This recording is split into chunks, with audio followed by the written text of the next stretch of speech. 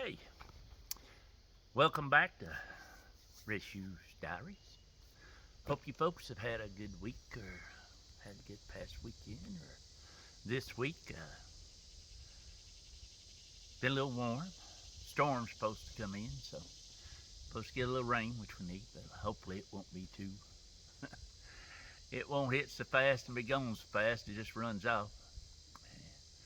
Prayers for people down in Texas, and then right before I come up here, I seen a deal down in New Mexico, lower part, I believe it was. They just got hammered between the wildfires, and then it just deluge. They talked about how many. Another one like Texas apparently just wiped out, flooded out down there. So prayers for those people, sisters and stuff. Prayers for them, their recovery and health. Thankful for every day we got, and got to thinking. It was seen a thing the other day said that hey, talk about your mistakes, your problems. That's your asphalt. You drive on it or whatever. More or less along that line, it says different, but you get the gist of what I'm saying. And this past week, uh, Sunday, I was down at church and got to thinking about different things. About 10 years there, I was wide open. My daughter is my saving grace. Kid will make you slow down, think about your decisions, so you don't go out and do all the stupid stuff you used to do. Step up, be who you're supposed to be. But there's two men in the service there, church, whatever. One's a younger cousin of mine. He was raised up right below where I live at, and his grandfather and my grandfather were brothers. And another boy, I met him freshman year in high school, so we've been friends well over 40 years, 45 years, I guess, getting close to it, something along that line, or longer, 46, I guess. Anyway, we used to run around a lot together. And preacher taught this thing, and it hit me hard.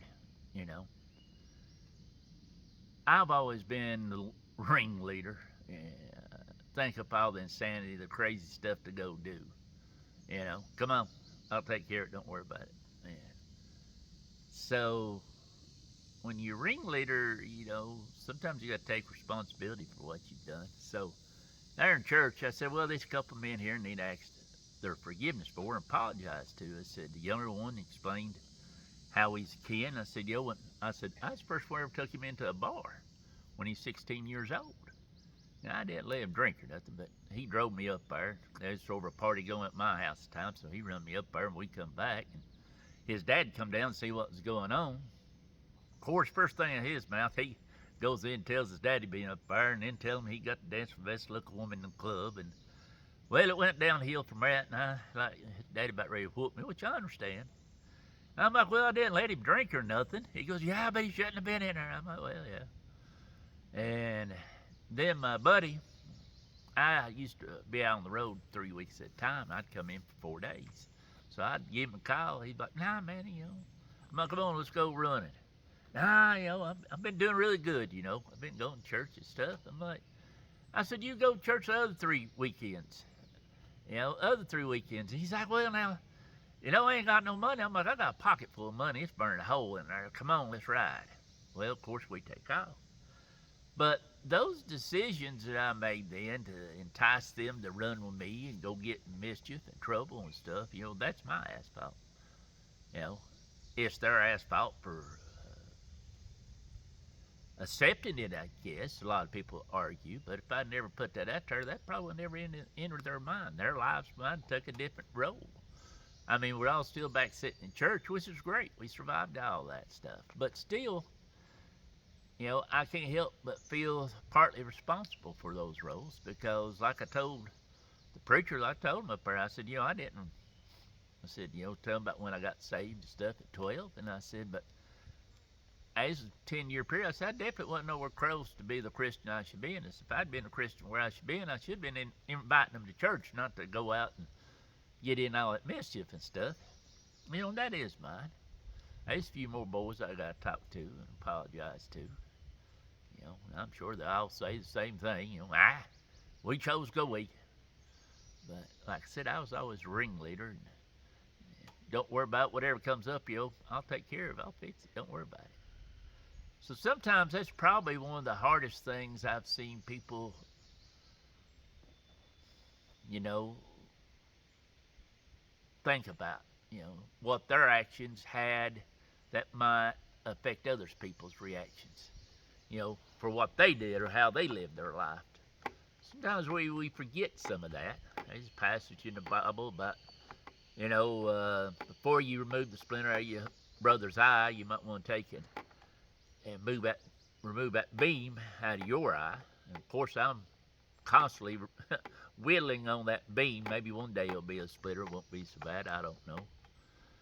But and there's a passage that talks about not putting a stumbling block in front of your brother. We're supposed to help each other up, not help them stumble. And I think I kicked them stumbling blocks out in front of a lot of my buddies I ran with. But again, they chose that.